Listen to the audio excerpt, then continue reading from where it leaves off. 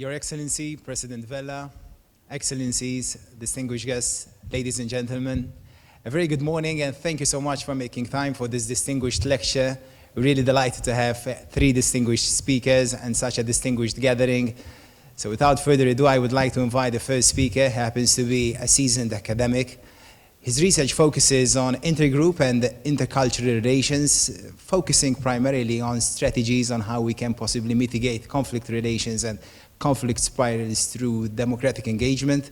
And he also was recently appointed as the new director for the study and practice of conflict resolution at the University of Malta. Please join me in welcoming Dr. Gordon Sammut.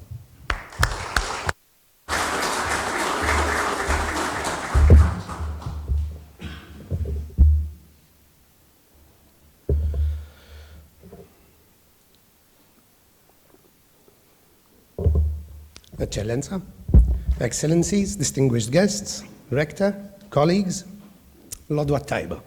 A very good morning to you all. It is a pleasure to see you all here today.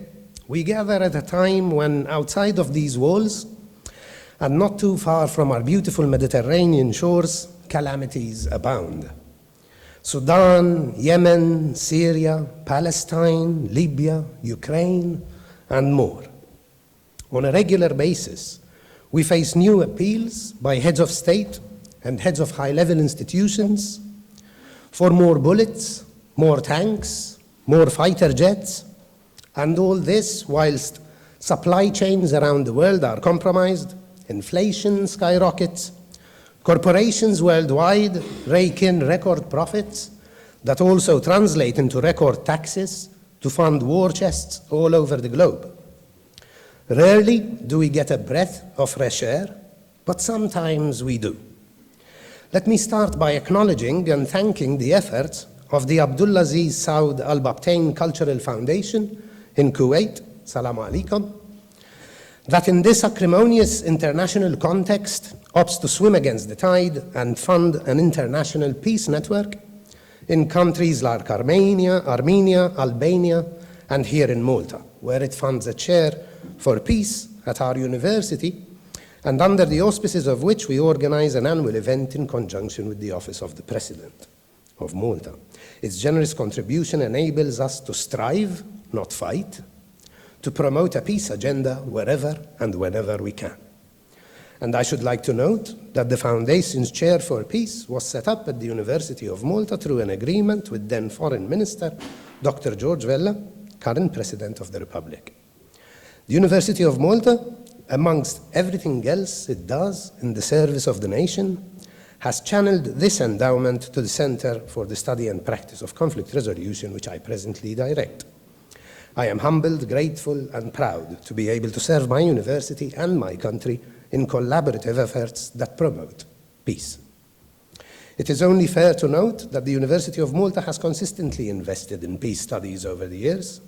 Its efforts in this area go back to when a visiting professor from the Jimmy and Rosalynn Carter School at George Mason University in the US visited Malta on some business and thought, what if Malta could collaborate with us to institute a program for the study and practice of conflict resolution and offer international degrees to students interested in pursuing this scholarly path. So that professor at the time reached out to the University of Malta, and guess what? Here we are now. This is how the Center for the Study and Practice of Conflict Resolution was born. For over a decade now, our center has been offering dual degrees with the Carter School, and aside from this, it currently offers doctoral studies in peacebuilding and conflict resolution in fields such as international law, international relations, and the social sciences. It is visited regularly by foreign professors and students who come to the University of Malta to study dimensions of peace building. It participates actively in Horizon Europe-funded research that investigates everyday extremism and the practice of democracy across the entire European border, using methods designed by academics here at our center. #Opportune. But I know what you're thinking. Who is that ingenious professor who came to Malta one day many years ago and thought to write to Rector to inquire about the possibility of setting up a collaboration with the Carter School? Well, that was Professor Richard Rubenstein, whom we have the honor and privilege of welcoming amongst us here today. For many of you, Professor Rubenstein will need no introduction, but for the benefit of our audience, Professor Rubenstein is a long-standing faculty member at the Jimmy and Rosalynn Carter School of Conflict Resolution at George Mason University, which school he also directed for a number of years. He has been active in conflict research for over 5 decades. His publications have featured in too many journals to mention. His works have attracted more than 1,500 citations. He has authored 10 books, and he is also honorary doctor of literature at the University of Malta. Professor Rubenstein has dedicated his academic career to the study of peace and conflict, and his works are an inspiration to others, myself included, who seek to emulate his efforts. I should like to point out that Professor Rubenstein has recently retired from his profession, well, relatively speaking, and only a couple of weeks ago delivered his final lecture at the Carter School. We are truly honored to have him with us today to share his expertise, his findings, his insights after decades of scholarly inquiry, which seem to be needed now more than ever. So this meeting today is truly a meeting of great minds.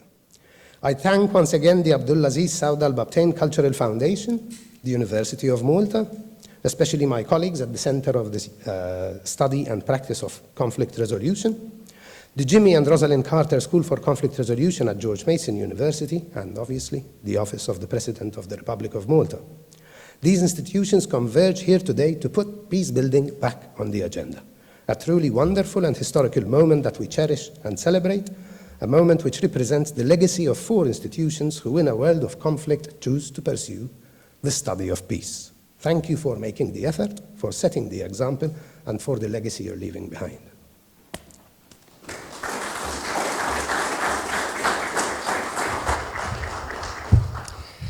Thank you so much, Dr. Gordon Sammut, for setting the tone and giving us that beautiful, insightful introduction to this distinguished lecture. I'd like to welcome now His Excellency, the President of Malta, George Vella.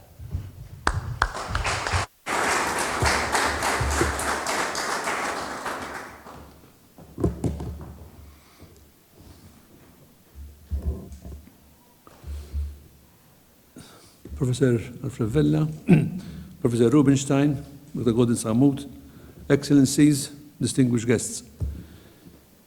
Let me first of all begin by thanking the Center for the Study and Practice of Conflict Resolution at the University of Malta for taking up this initiative in close collaboration with the Presidency. I also take the opportunity to welcome Dr. Gordon Sammut in his capacity as Director of the Center and wish him every success in his work. Let me also salute Dr. Omar Grek and thank him for his cooperation with the Office of the Presidency in his former position as Director. Professor Rubenstein, I extend my appreciation for your presence in Malta, knowing that you had to take a long journey to join us. We are all very much looking forward to listening to your thoughts on the persistent weakness of peace movements, including also a diagnosis and possible remedies. As has been said by Professor Sammut, Dr. Sammut, with an ongoing war on the continent resulting from the appalling invasion of a fellow European country and the complete disruption of a rules-based world order, such a detailed assessment as the one we will be presented with is more than ever warranted and timely. Distinguished guests, my cooperation with the Center for the Study and Practice of Conflict Resolution is a long-standing one, going back to my days as Minister of Foreign Affairs. Very early on, I had sought to involve the Center not only in the events dedicated to addressing conflict resolution, but also in the academic formation of students, both Maltese and foreign. A system of scholarships had been introduced, which I am very satisfied to say is thriving and rewarding academics and benefiting students alike. In the meantime, and particularly following my inauguration as President of the Republic in 2019, contact started to mature with the Albabtain South Cultural Foundation, which, while based in Kuwait, enjoys a very wide outreach in the Gulf, in Europe, and also in the Mediterranean. it soon emerged that the Center for the Study and Practice of Conflict Resolution and the Albabtain Cultural Foundation are very similar in that they both, in their own ways and with their own tools, work for the promotion of peace and dialogue. My first hands-on initiative on a global level with the Albabtain Foundation dates back to 2019, when I participated, on their invitation, in an international forum on peace in The Hague, only a few weeks into my presidency. There I had the opportunity to meet personally Mr. Abdulaziz Saud Albabtain himself, and he kindly insisted that the second international forum takes place here in Malta. This actually took place, and I hosted the second forum for the culture of peace in March last year here in Malta, and it was organized jointly between the Albabtain Foundation and the presidency. Mr. Abdulaziz Albabtain himself also participated in the Malta Forum that saw the active participation of numerous international scholars, academics, political figures, as well as students and journalists. The timing of the forum was a very sensitive one, as it coincided exactly with the invasion of Ukraine by Russia, which had started only 2 weeks before. In those early hours and days, a general consensus emerged to condemn in the most categorical and unequivocal of terms what was happening in Ukraine, while expressing sympathy and full support to a whole civilian population being bombarded from land and air. The forum also drew up a number of recommendations which remain relevant and valid even a year on. These span from the reinforcement of preventive diplomacy, gender empowerment, listening to our youth, the promotion of harmonious multi-faith societies, and stronger controls on the sale and distribution of small arms and light weapons. The goals I have just mentioned also lie at the heart of the Albabtain Foundation's work. This is why, when the Foundation approached my office with the prospect of a project dedicated to culture of peace, we immediately thought of the Center for the Study and Practice of Conflict Resolution as being a natural partner. The two institutions complement each other as agents of dialogue. Through this series of distinguished lectures, we are implementing one of the provisions set out in the Memorandum of Understanding that was signed between the Center and the Foundation in 2021. Apart from these lectures, the MOU also establishes an endowment for peace, which consists of an annual fund that covers a full scholarship, as well as the establishment of an annual seminar focusing on the building of building a culture of peace. It also envisages academic exchanges between Malta and Kuwait, which is a practice that of exchanges, a practice that I have supported all throughout my career, knowing full well that these exchanges lead to an all-encompassing growth while forming durable intercultural contacts. It gives me great pleasure, great satisfaction that my presidency was a promoter of this innovative pattern of cooperation.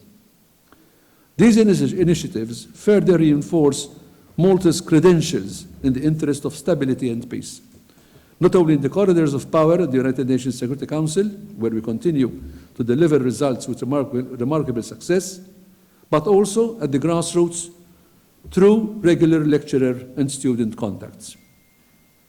I thank you for attending and look forward to exchanging a few words with you all in a less formal setting following the lecture by Professor Rubenstein.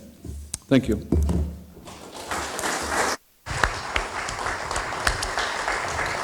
Thank you so much, Your Excellency, President Vella, for outlining the cooperation between the four institutions, as mentioned earlier by Dr. Sammut, as promoters of peace and dialogue.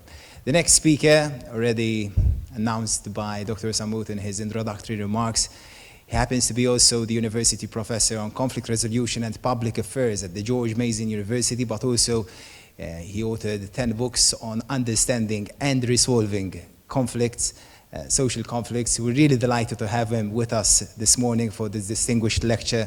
Please join me in welcoming Professor Richard Rubenstein.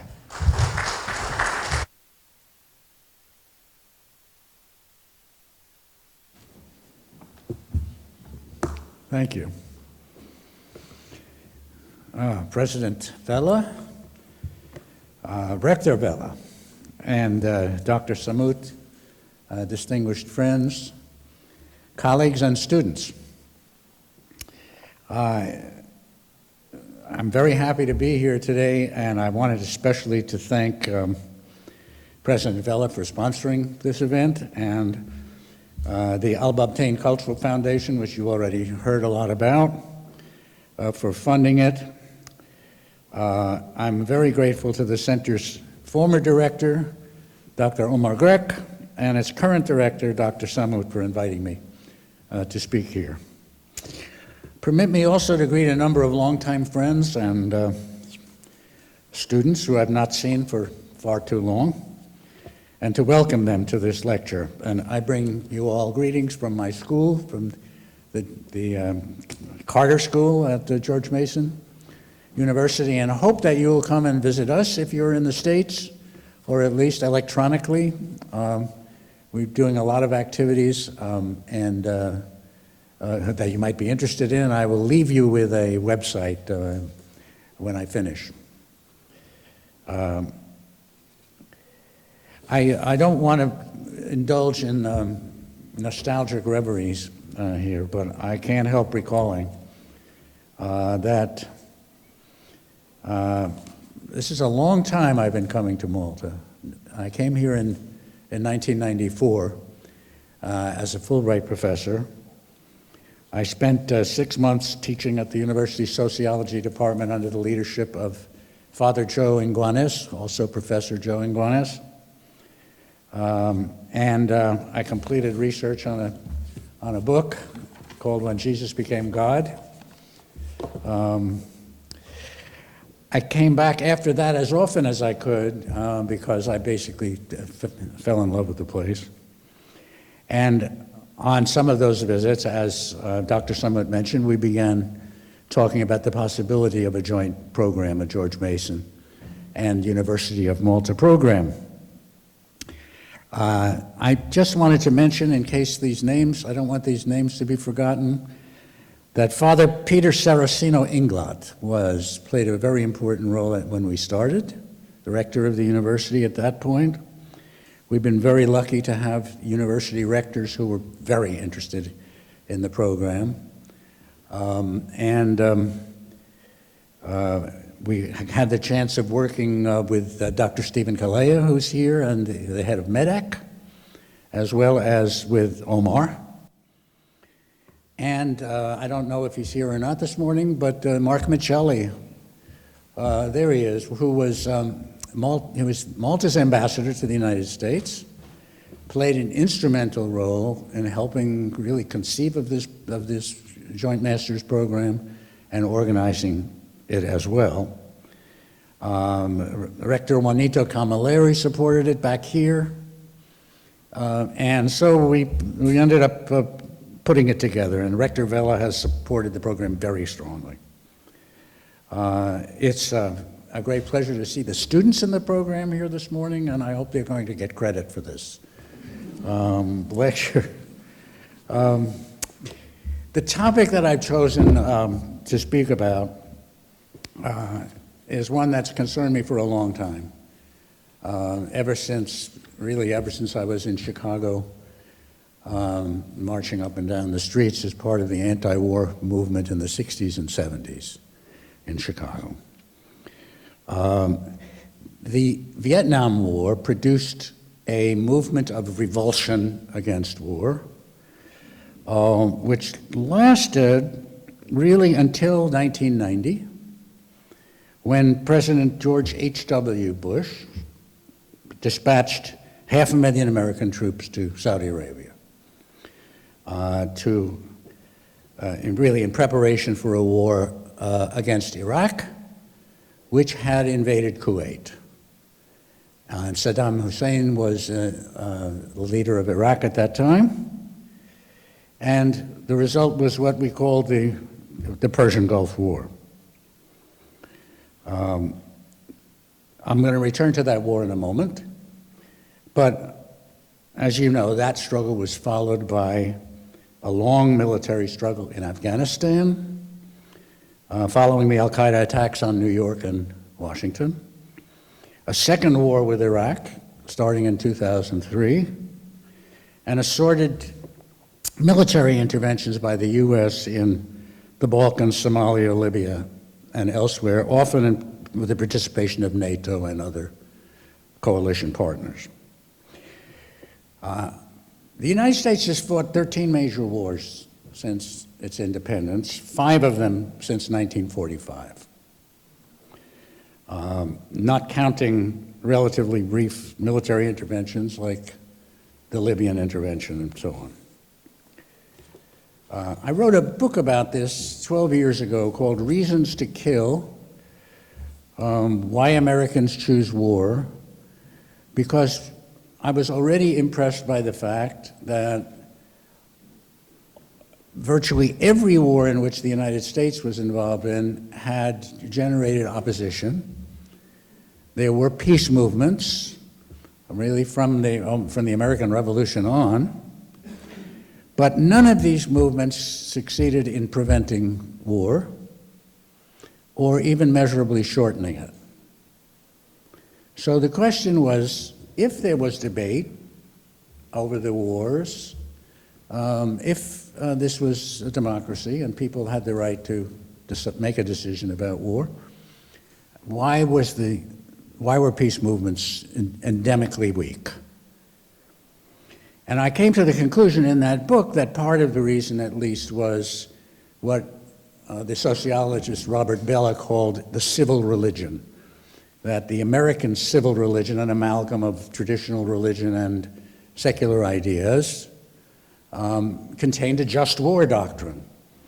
And people in power who were interested in wars or thought they needed to be fought found that they could be very persuasive by appealing to the civil religion, that people's ideas. So you see it right.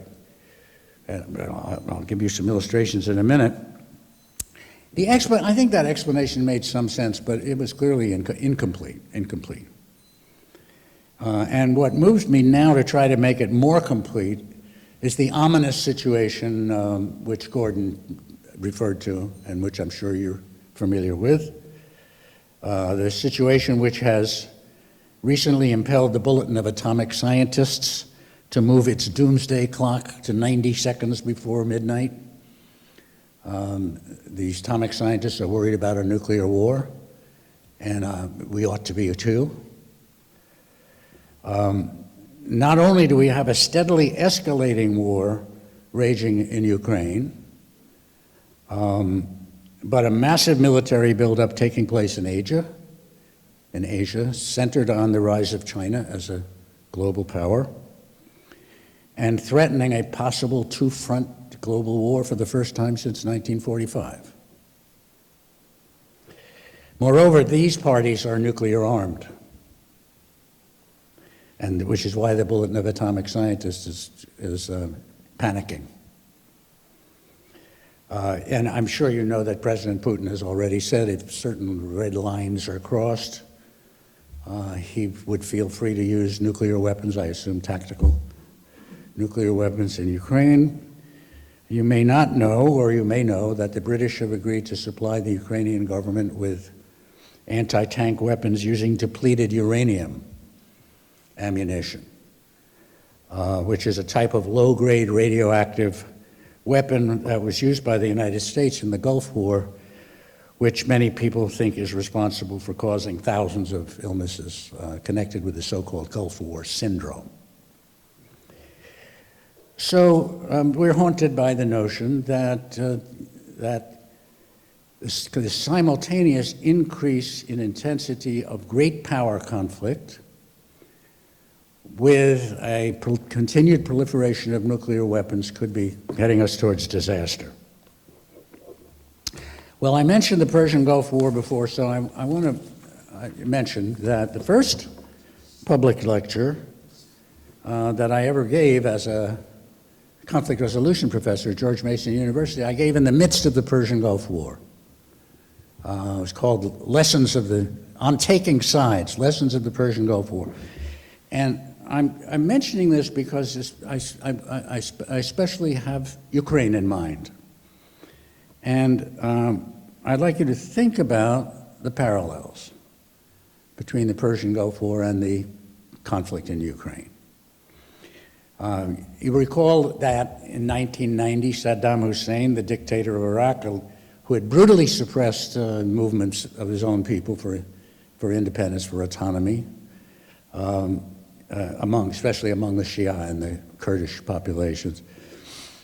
He invaded Kuwait, a neighboring country, formerly a part of Iraq, as a result of bitter disputes with the Kuwaitis over oil fields claimed by both nations and a port on the Persian Gulf and other matters in dispute. Bush sent the 500,000 troops to Saudi Arabia in what was called Operation Desert Shield, allegedly to protect the Saudis against an attack from Iraq. But there was never any evidence suggesting that Hussein had any interest in attacking Saudi Arabia. He had a lot of interest in Kuwaiti oil. And the troops that were there were not there to defend Saudi Arabia. They were there to participate in what was called Operation Desert Storm, which was an attack on the Iraqi forces in Kuwait. Less than 2 months later, the Iraqi army was destroyed as an effective fighting force, and 30,000 Iraqi troops were dead. Following the victory, Bush the first made a victory speech in which he declared triumphantly that the war had not only liberated Kuwait and established a no-fly zone over Kurdistan, but had eliminated what he called the Vietnam syndrome, which was this reluctance to engage in international interventions.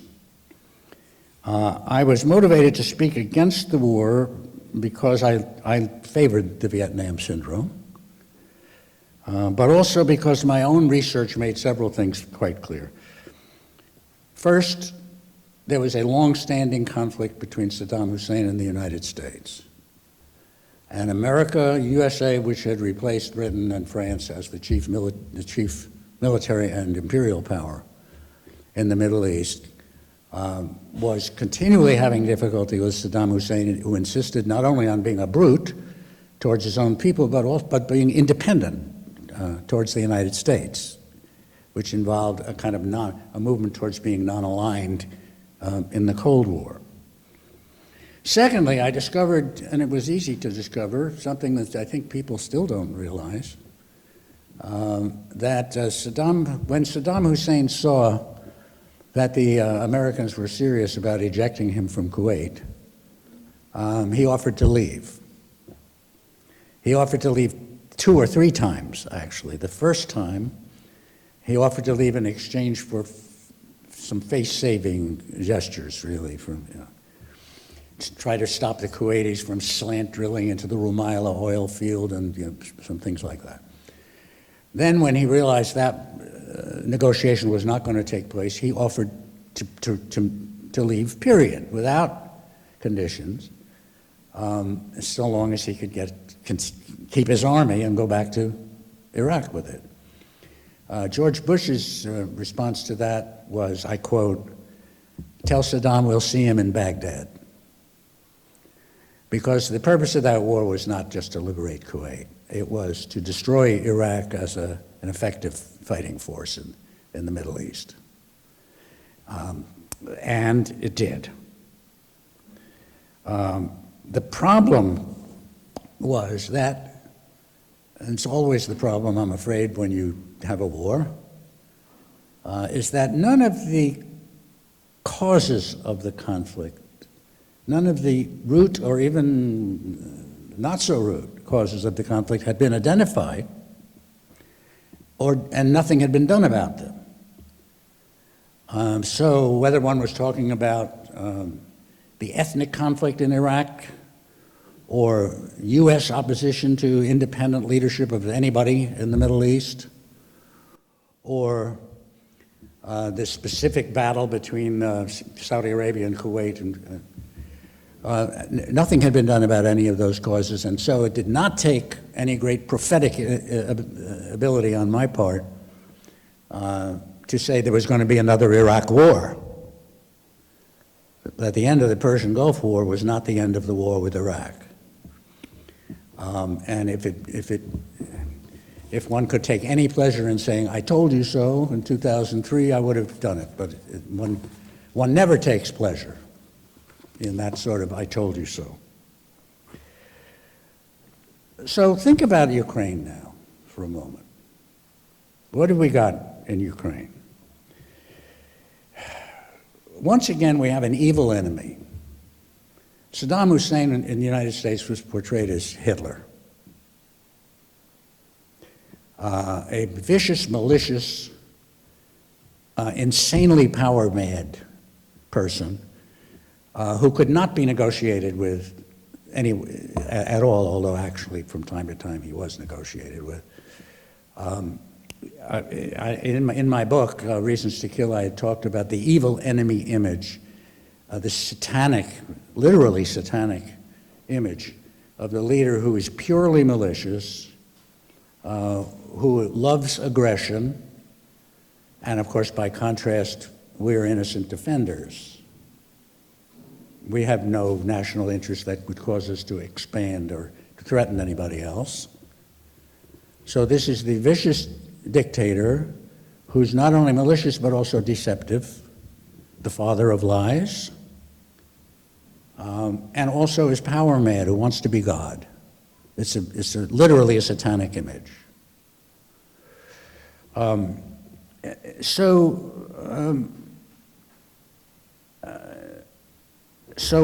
what happened in Ukraine? An invasion of a neighboring country that was wrongful, clearly illegal, clearly immoral, took place. But that was, as in the case of Saddam in Kuwait, that was the only reality that was admitted. That was the only reality that was seen. Was there a conflict in Ukraine before the invasion? There was a war from 2014 on. Was Ukraine already being armed by the West? Billions of dollars, right, were being poured into Ukraine. Was there an elected government that was removed from office? And most important of all, had NATO expanded strangely at the moment of Russia's greatest weakness? NATO had expanded to the very borders of Russia. People afterwards, of course, said that Putin's invasion of Ukraine justified the expansion, that showed that the Russians were inherently aggressive, and so forth. But it's a classic reversal of cause and effect that we could, a self-fulfilling prophecy. At the point that the expansion was taking place, there was no threatened invasion of anywhere. After the expansion took place, how Putin had a reason to cite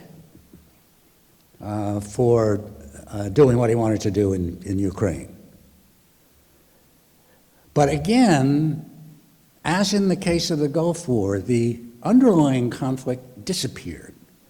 All we saw was a morality play, right? An evil dictator who had done an invasion that he shouldn't have done. All the other issues vanished.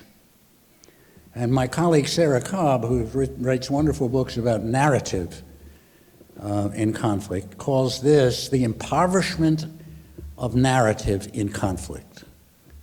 Everything becomes simplified, everything becomes black and white, only one or two issues are allowed to surface. And just to illustrate now, if I talk, as I do at home, about the ethnic division of Ukraine, something I've known about for a long time. I've studied religion in conflict for a long time, and years ago people were talking about Ukraine as a divided society, with Russian speakers, or some Russian speakers at least, looking east and Western Ukrainians looking west.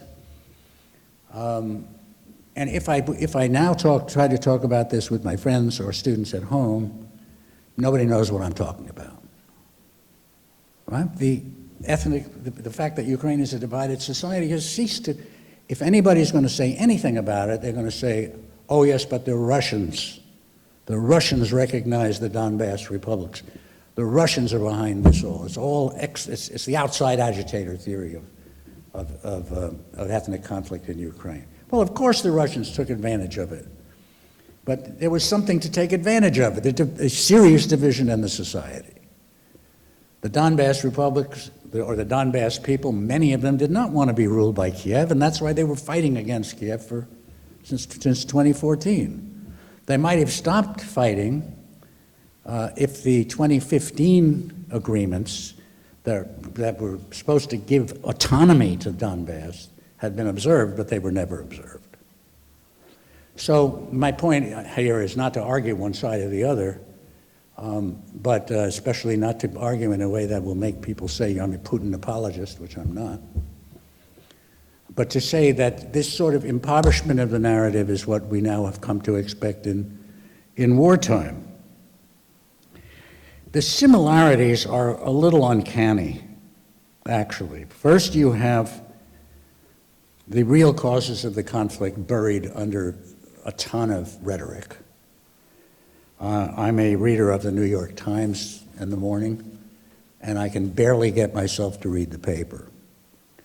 They simply do not hire a reporter who would ever have anything nice to say or exculpatory to say about either the Russians or the Chinese. So one of the things that happens, as we know in wartime, is that the free press, the press that prides itself on its freedom and its independence, begins to operate as the propaganda arm of, in the United States at least, the propaganda arm of the White House. The saddest repetition of all, of course, is that while the politicians give speeches about democracy or whatever, and industrialists selling weapons make fortunes, the people who are doing the actual dying are the natives, the people in the area on both sides of the struggle, are the people doing the dying. Karl Marx was wrong when he equipped that history repeats itself for the first time as tragedy and the second time as farce. No, the history of empires fighting over disputed borderland territories repeats itself endlessly as tragedy. So, the first lesson, it seems to me, and the reason I needed to, if I ever revise that book, the way, one thing I will do to revise it, is to say that there is a key structural factor that explains the weakness of peace movements. And that factor is the existence of global empires who have entered into another period of inter-imperial competition. When we look at a conflict like the tragedy in Ukraine, instead of seeing the parties as the evil Russian aggressor and the innocent Ukrainian or US NATO defenders, we should be seeing it as a competition between empires. A Russian, in some respects, revanchist empire, humiliated during the Cold War and now maybe with dreams of revival, and an American empire that is dominant globally with 175 military bases in 800 and something countries. My countrymen still insist that we're not an empire. But I don't see how one could, with a straight face, maintain that. And the problem is that, as I've argued in some other writings, that the empire is a machine for violence. A machine for violence. It creates rebellion. We can go back to Assyria. It creates rebellion. It then feels itself obliged to suppress the rebellion. So you have a consistent drumbeat of violent rebellion, violent repression, and worst of all, competition between empires, especially competition between the older, better established empires and the new arrivals, the upstarts, like China. So when we look at this,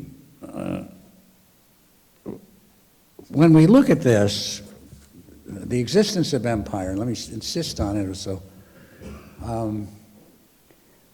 we see a number of reasons that help to explain the weakness of peace movements in imperial, in empires, especially if they're engaging in conflict between themselves. One, politically, think about the empire and politics. Empires maintain themselves politically by building themselves into the political system and, in a sense, becoming part of the woodwork, becoming a part of the environment so continuously visible as to be invisible. In America, as well as other nations, this has meant reducing the power of legislatures, greatly increasing the scope and discretion of executive and military power, carving out a leading policy role for the owners of major industries and banks, and co-opting the top ranks of the political parties, of all the major political parties. So if you want to see why my friends and I are interested in peace, are kind of shouting into the wind, you look at the political party system in the U.S. The Democratic Party has been wedded to empire ever since, certainly in my memory, ever since Lyndon Johnson cooked up a reason to intervene in Vietnam, Tonkin Gulf Resolution. But the Republican Party, we now have a right wing of the Republican Party which claims to be anti-war in Ukraine. But that's not because they're anti-imperialist, it's because they're pro-Putin.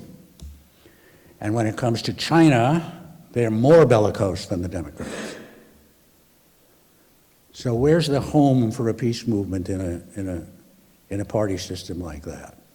Very difficult, very difficult.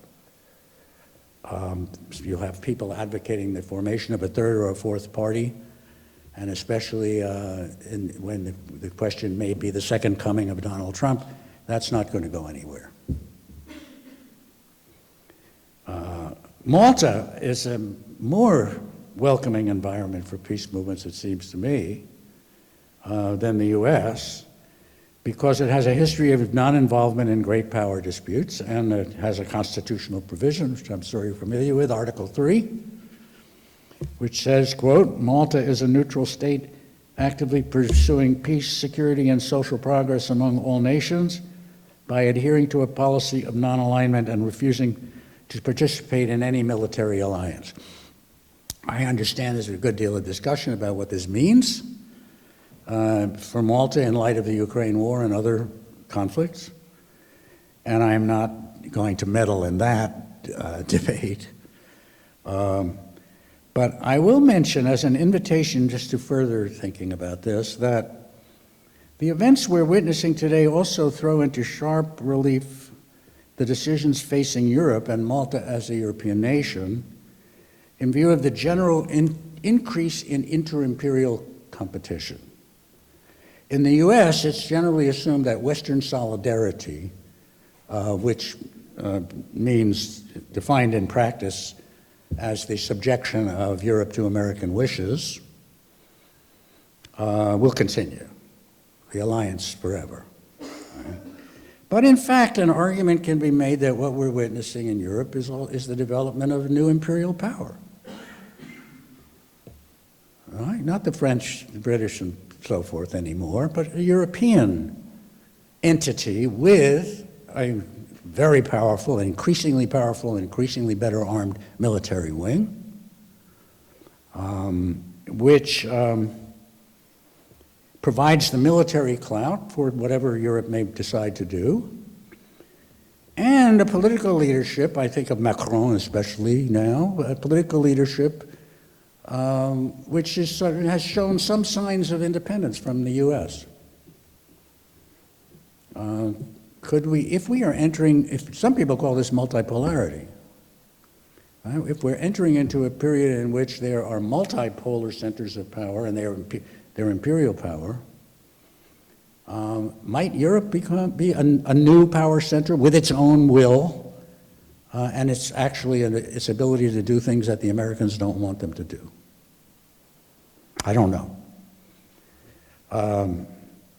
But there is a question for Maltese, it seems to me, considering Article 3 and so forth of the Constitution, as to whether they, if this is a new imperial entity, they want to be part of it, to engage in imperial adventures, like the Libyan adventure.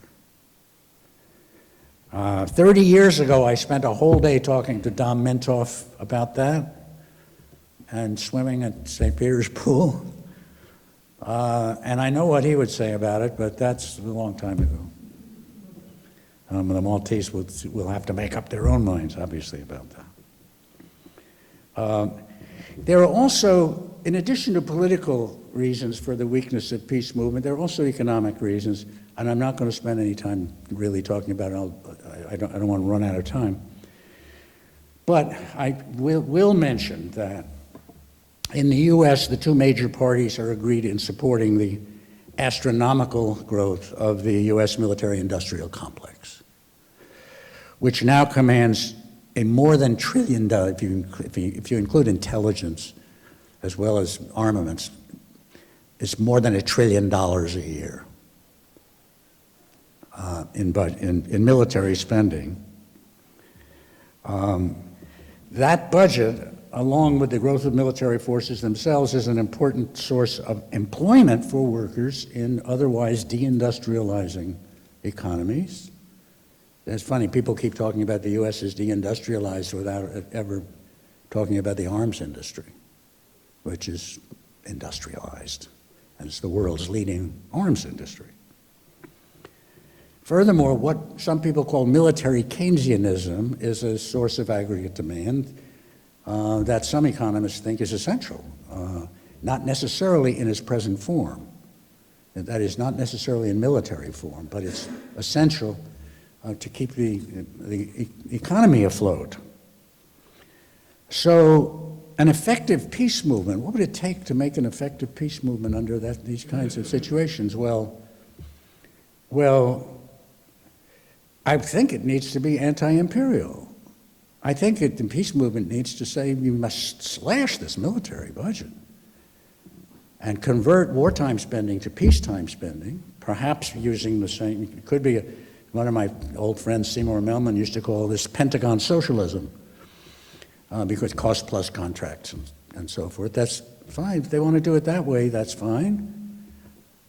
But if you don't convert the military spending into peacetime spending, then you have an increasingly alienated and embittered working class, which has now become the primary source of support for far-right organizations in the United States. So, leaving the economy aside for a moment, let me finish by saying something about the cultural factors that weaken peace movements. In this respect, I think the most important source of weakness is the commitment of peace advocates to the cultural norms of what Samuel P. Huntington called their civilization. Remember Huntington's thesis in The Clash of Civilizations, that these large cultural units based on common religious or cultural consensus, understanding, would become the major units of conflict in the post-Cold War period. And we can say two things about this, although I wrote an article years ago denouncing it for Foreign Policy magazine. Huntington was right in the sense that these large cultural units are sources of conflict and they're competitive. What he was wrong about, or what he didn't see, was that these large cultural units have military and political forms of organization, and those forms are empire. That what Huntington calls them civilizations, I call them empires. So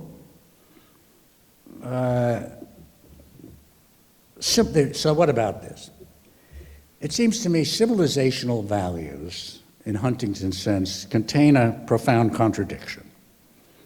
In the Hegelian sense of contradiction, while they reflect the mores and practices of particular peoples, they claim to be universal.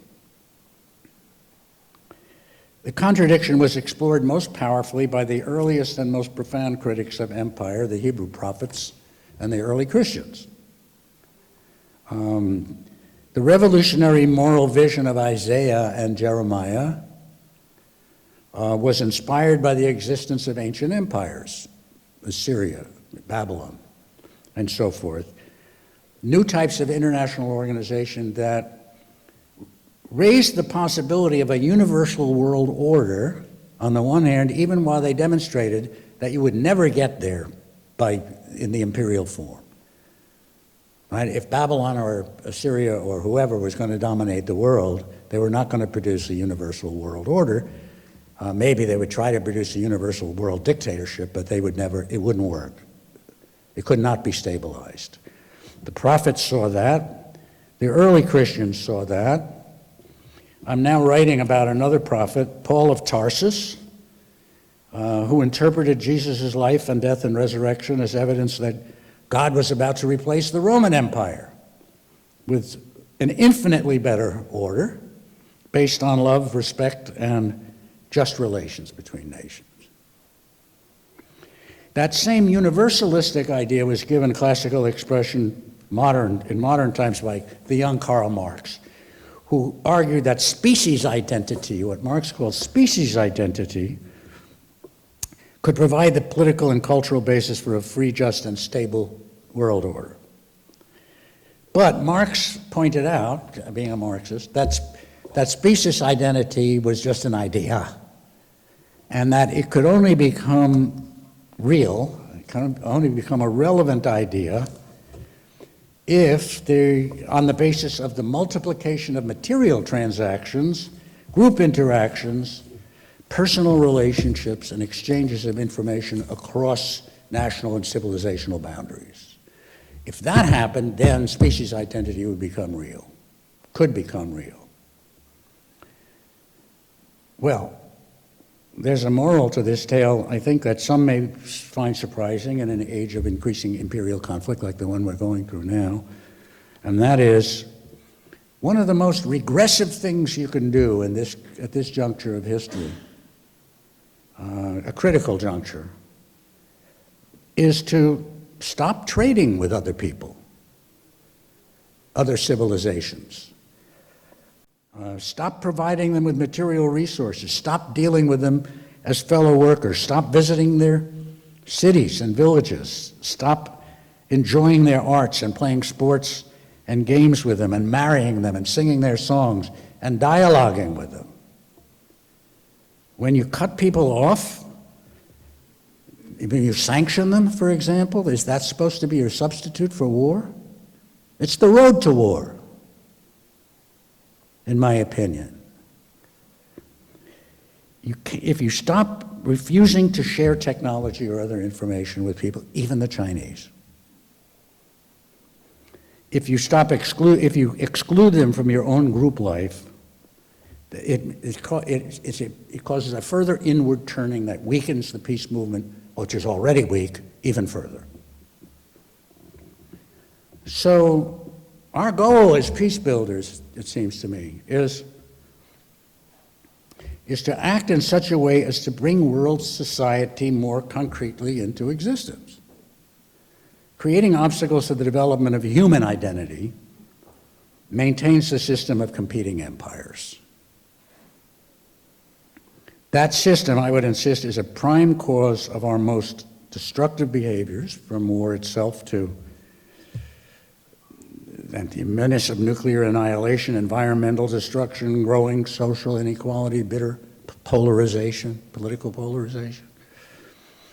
And the answer is not to deny our lesser identities. We are Americans, we are Maltese, we have religious affiliations, we have gender affiliations, we have racial affiliations, and so on. So we don't deny them, but we seek a transcendent identity. Paul of Tarsus was shipwrecked here 2,000 years ago. He gave us a vision of that identity. He said, in a world already coming into existence, the kingdom is already with you, he said, there would be no invidious distinctions between masters and slaves, men and women, Jews and Greeks, or ethnic nations. Who dares to call this vision utopian? Our job, hard though it may be, is to realize it. Thank you.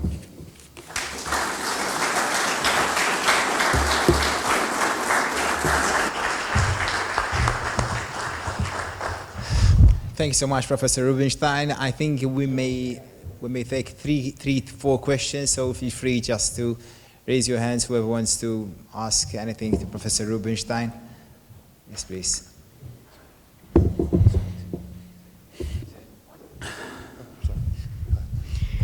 Ambassador. Please. Very interesting. The one thing that came across to me was sanctions. Very important. It's what everybody has been pronouncing or suggesting or trying to strengthen. Now, there's a reason why we are asking for sanctions. It's to try and hit Putin, essentially, economically. At least that is your sensible reason. In the absence of sanctions, how do we weaken his military base? How do we weaken him militarily? Because at the end of the day, why are we trying to weaken him economically? It's because we want to weaken him militarily. I suppose we want to undermine the confidence of his people. How do we achieve that in the absence of sanctions? All right, thank you for the good question. I think that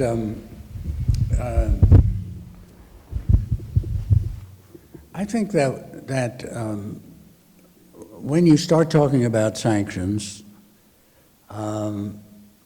it's a kind of fuzzy topic, a fuzzy question, in the sense that people will say, "Well, it's only sanctions. I mean, we're not dropping bombs on you. We're just sanctioning you."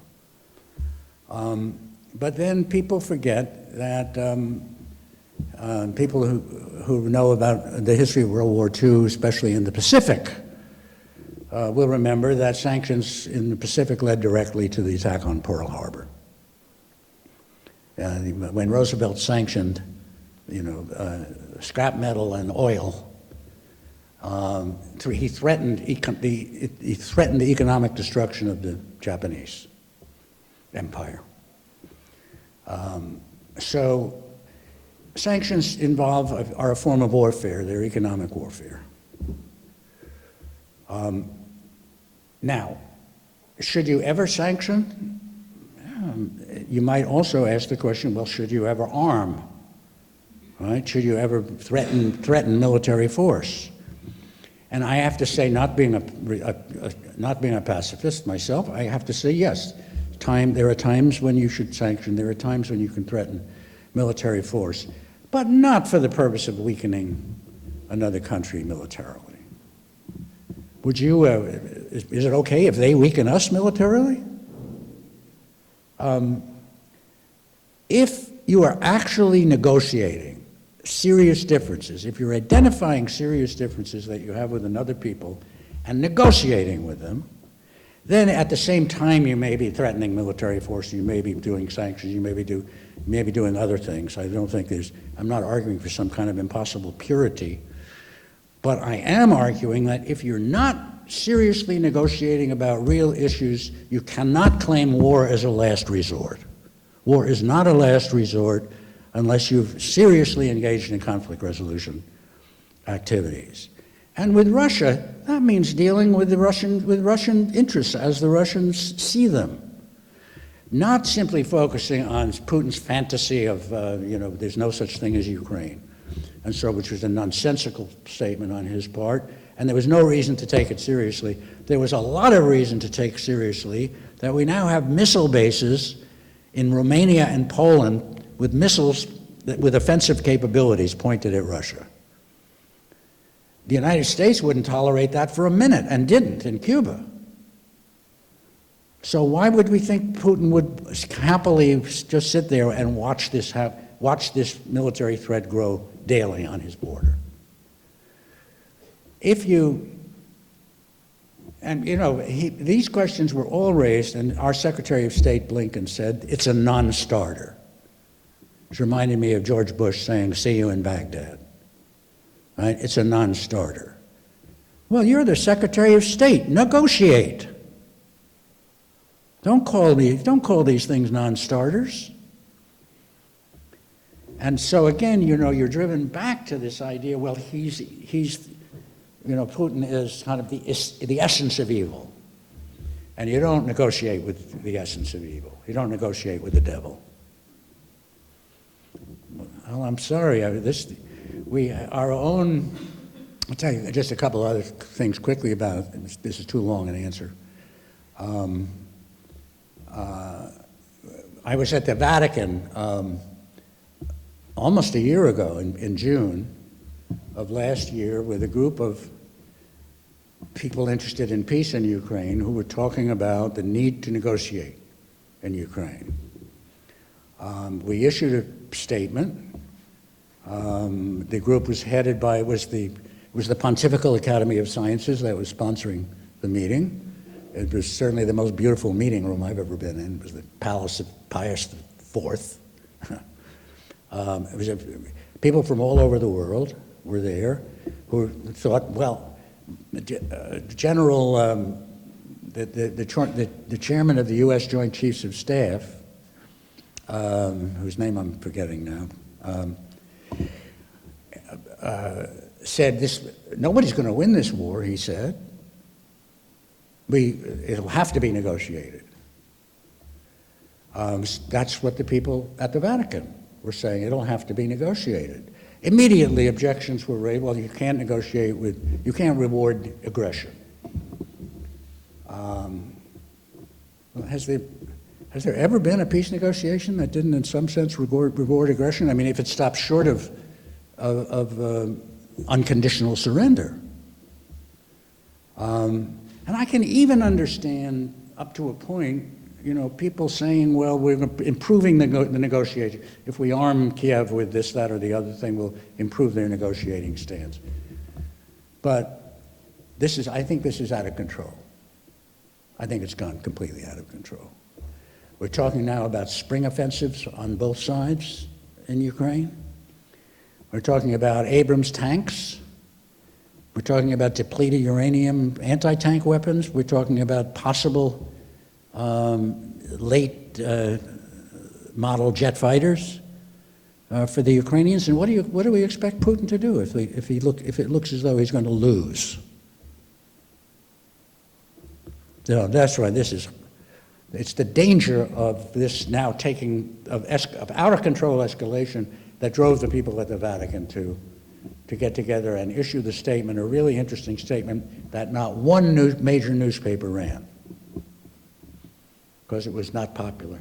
That viewpoint was simply not popular at that point. Now, I have to say, I think there's more chance of getting that sort of statement made. And that group, by the way, at the Vatican talked about the issues in dispute between Russia and Ukraine and NATO, and made some suggestions about ways to accommodate these interests. It seemed like common sense at the time, but anyway, are there further questions? Thank you for the question, Mark. We've got only time for one last question, please. I'm too long-winded, I'm sorry. No, it's okay. Yes, please. Sorry, just to make the point, you've spent the last while talking about one major conflict. There is another one, the environment. They're the same conflict. You bet.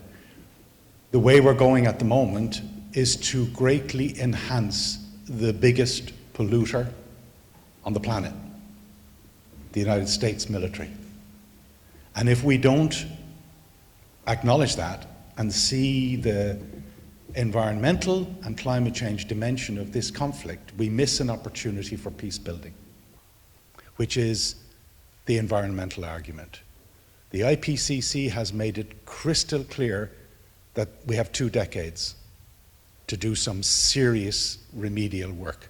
If we spend the next decade fueling the greatest polluter contributing to the problem, so we have an opportunity for building an alliance here that's really, really important. And I think those of us involved in conflict resolution have got to feed that into our model, not just in terms of analysis of Ukraine, but also in terms of analysis of the response to the analysis in Ukraine, or to the conflict in Ukraine. That's a very good question. Thank you, Colin.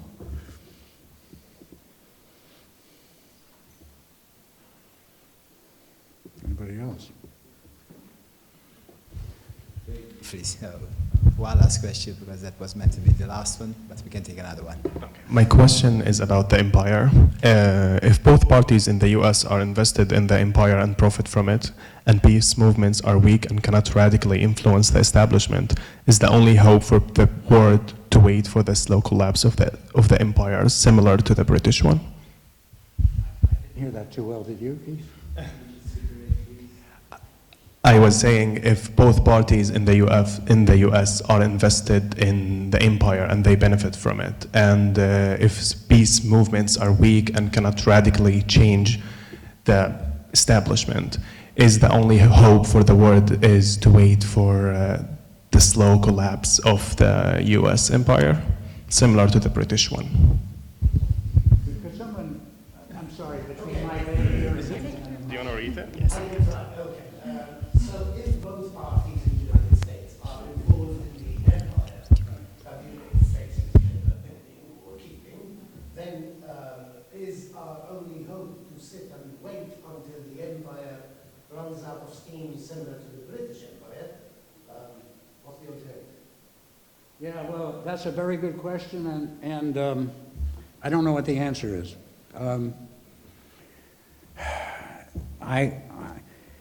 I think sometimes it's to be a citizen of a democracy is an act of faith. You think that people at some point will realize the price they're paying for this right, imperial glory.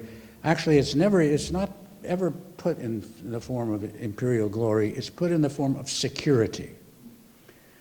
And it's been leading a number of us to wonder, what's the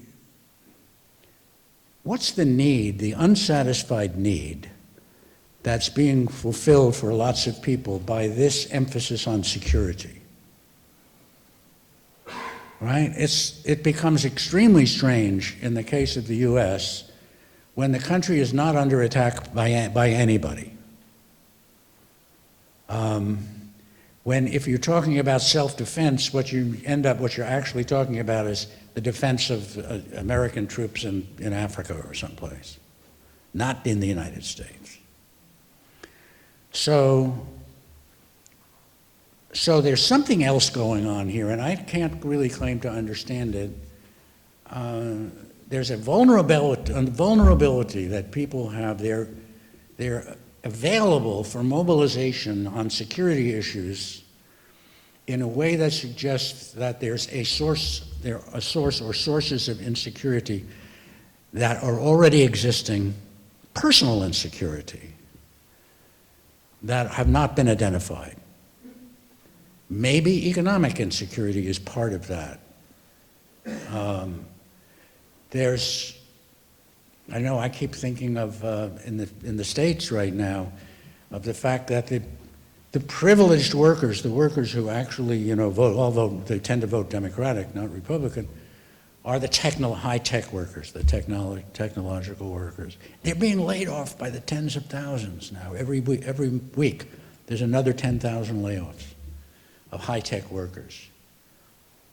There were lots of reasons for people to feel insecure. Parents I know are sending their children to school wondering if there's going to be a gunfight in the school, that sort of thing.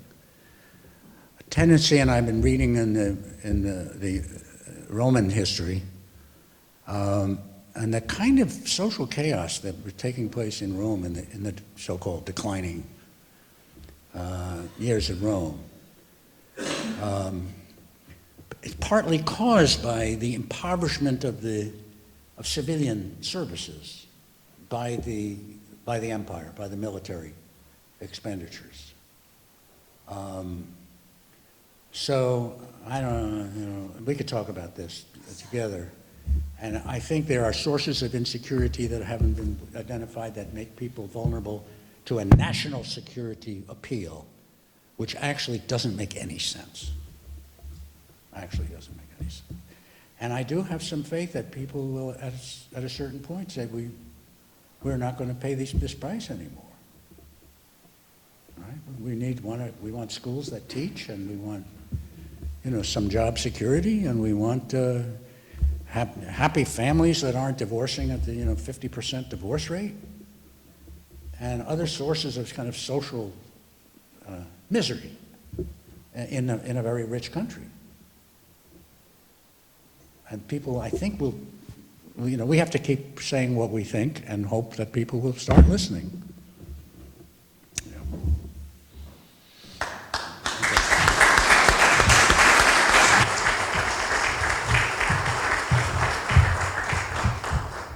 So thank you so much for a truly thought-provoking presentation, Professor Rubenstein. Thank you so much, Your Excellency, President Vella, Professor Vella, Dr. Sammut. Thank you so much, Your Excellencies and distinguished guests. Please join us for some refreshments now. Thank you so much.